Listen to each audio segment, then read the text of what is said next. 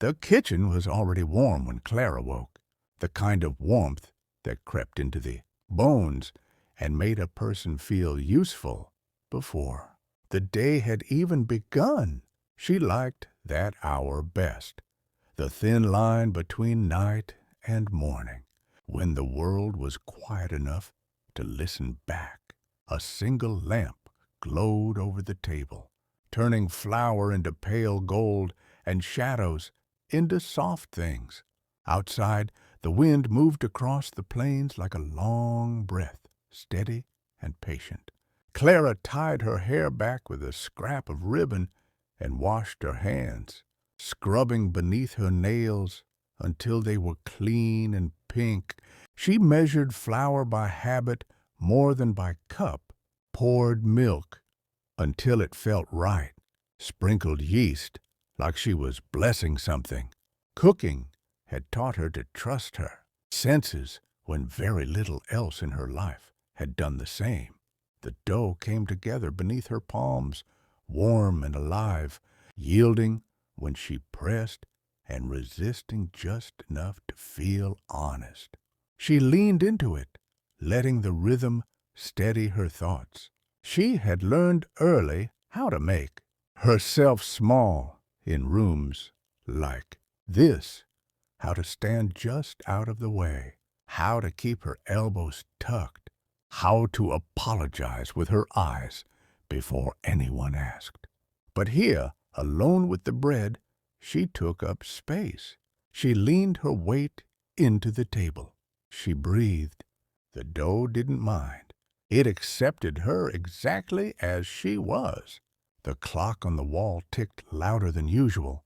Each second felt heavier than the last, reminding her that this wasn't just another morning of chores. Today would change things, whether she wanted it to or not. She told herself not to think about it, told herself to focus on the smell of yeast blooming. On the way, the dough smoothed beneath her hands. Still, her mind wandered, as it always did, to the things people said when they thought she couldn't hear. Good girl, but not pretty. Strong hands. Big appetite. Who'd have her? She shaped the dough into loaves and set them beneath a cloth to rise. As she reached for the mixing bowl, her reflection caught in the dark window a broad face, soft cheeks, shoulders rounded from years of bending over stoves and sinks. She looked like a woman meant for work, not for white dresses or tender glances. She had made her peace with that, or so she told herself. Work was honest. Work didn't ask you to be something you weren't. Footsteps sounded in the hallway, light but hesitant. Her aunt appeared in the doorway, shawl wrapped tight around her shoulders despite the warmth. She had raised Clara since the age of 10, since a winter fever took Clara's parents and left behind a quiet child with too much body and not enough confidence. Her aunt's hair was silver now, her eyes always searching Clara's face like she might find a bruise she'd missed. "You're up early," her aunt said, though it was obvious. "I couldn't sleep," Clara replied. She wiped her hands on her apron. "Bread doesn't wait." Her aunt watched her for a long moment, then stepped into the kitchen. The boards creaked beneath her weight, a sound Clara knew as well as her own breathing. "You don't have to go through with it," her aunt said carefully. "People will understand."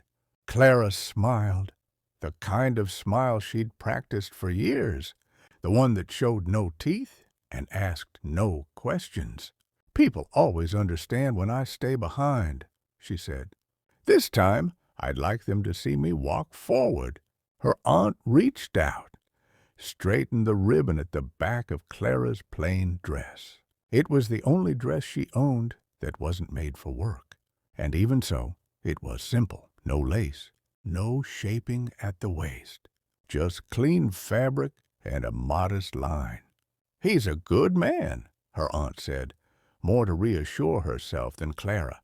Just quiet, not one for soft words. I'm not one for them either, Clara said. It was mostly true.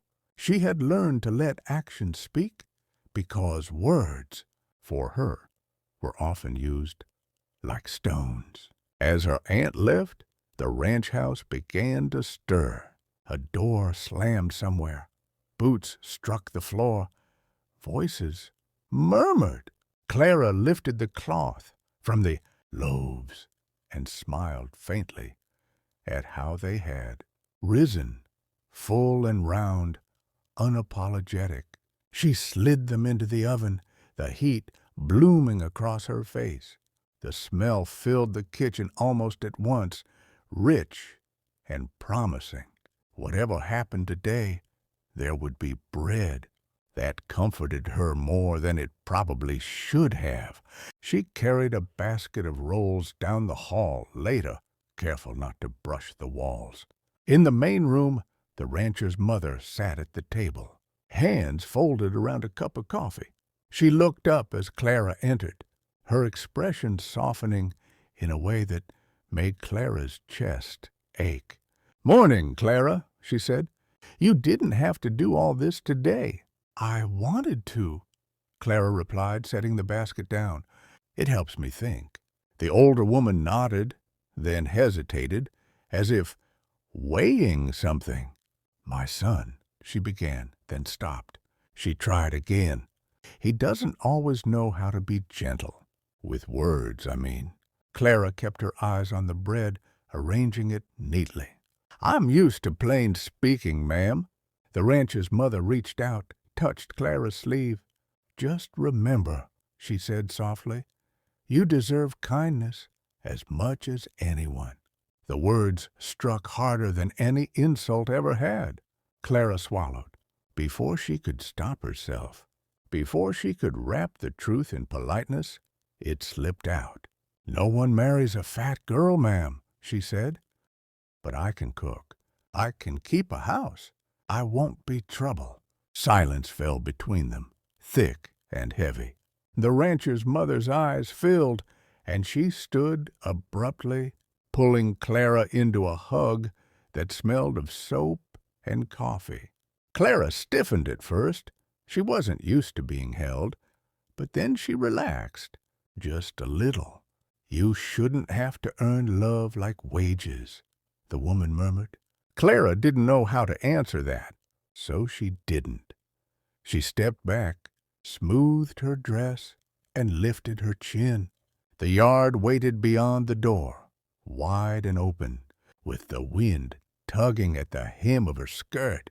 She took a breath, squared her shoulders, and walked toward whatever came next, carrying with her the smell of fresh bread and the quiet hope that maybe, just maybe, this time she would not have to apologize for being enough. The yard stretched wide and open, a sweep of hard-packed earth bordered by fencing that had been repaired more times than anyone could remember. The sky was a pale, endless blue, the kind that made a person feel both small and watched over at the same time. A few ranch hands lingered near the barn, pretending not to look, their voices low and respectful. The wind moved steadily, carrying the scent of hay, leather, and something faintly metallic from the tools laid out for the day's work. Eli Mercer stood near the fence with his hat in his hands, turning it slowly, as if the worn brim held answers. He was tall in a way that came from labor rather than pride, shoulders set square by years of lifting and mending and riding out before dawn. When he looked up and saw Clara approaching, something in his posture shifted. Not surprise exactly, but attention. He straightened, as though the moment required it. They stood facing one another, the space between them filled with wind and expectation. The officiant cleared his throat and began, his voice steady and practiced. The words were simple, spoken plainly, like everything else on the ranch. Clara listened, repeating what she was asked to repeat, her voice soft but clear. She focused on the feel of the ground beneath her boots, on the way the sun warmed her face, on not shrinking back into herself. Eli's voice, when it was his turn, was low and firm. He didn't look away. That surprised her more than anything else. She had grown accustomed to eyes sliding past her, to glances that measured and dismissed. Eli looked at her like she was there for a reason. When the final words were spoken and the officiant nodded, the moment felt strangely unfinished, like a held breath. There was no cheering, no music, just the wind, the creak of the fence, and the soft murmur of people returning to their work. One by one they drifted away, boots crunching on gravel, leaving Clara and Eli standing alone in the open yard. Clara's heart pounded. This was the part she had rehearsed in her head all morning, the part where honesty had to be faced head-on before it turned into resentment.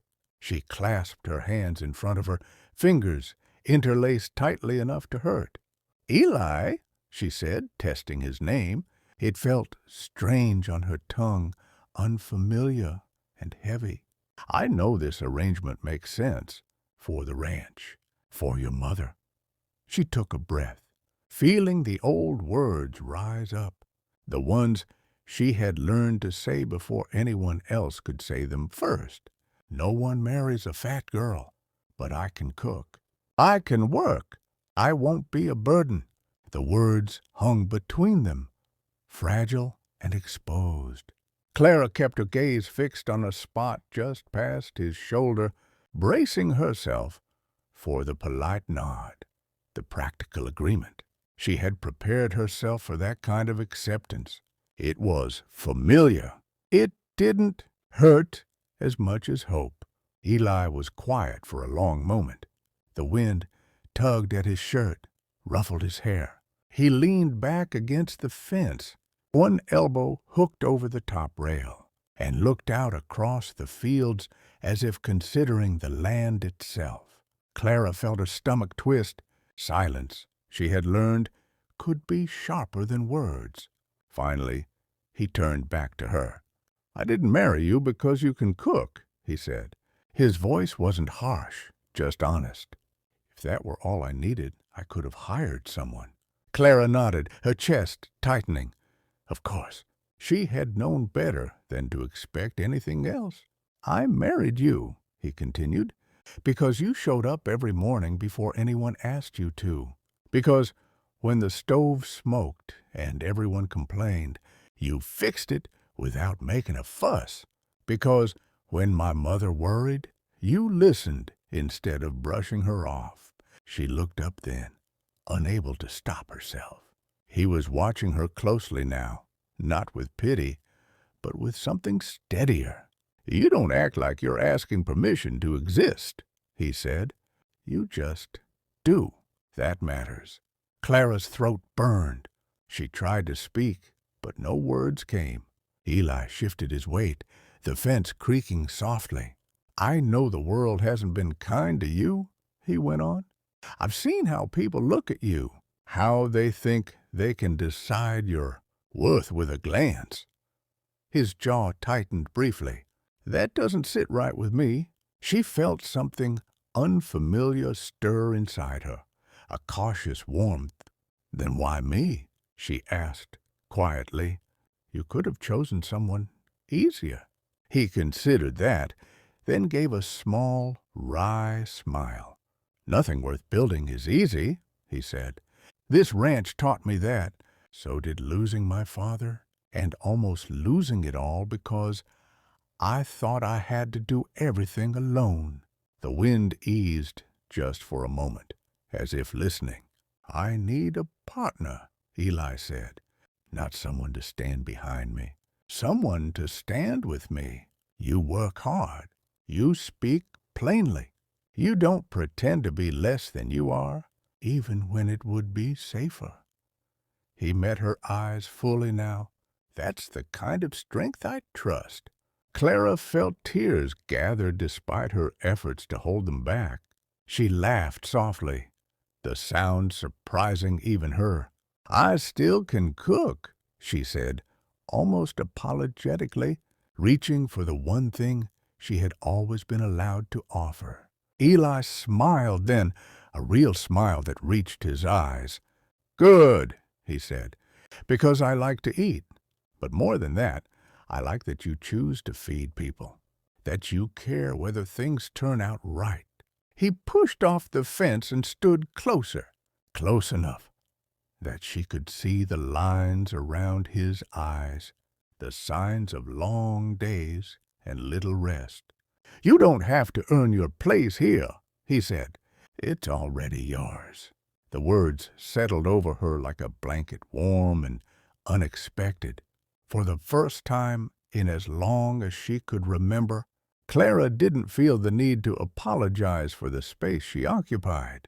She straightened, her shoulders easing back, her breath coming easier.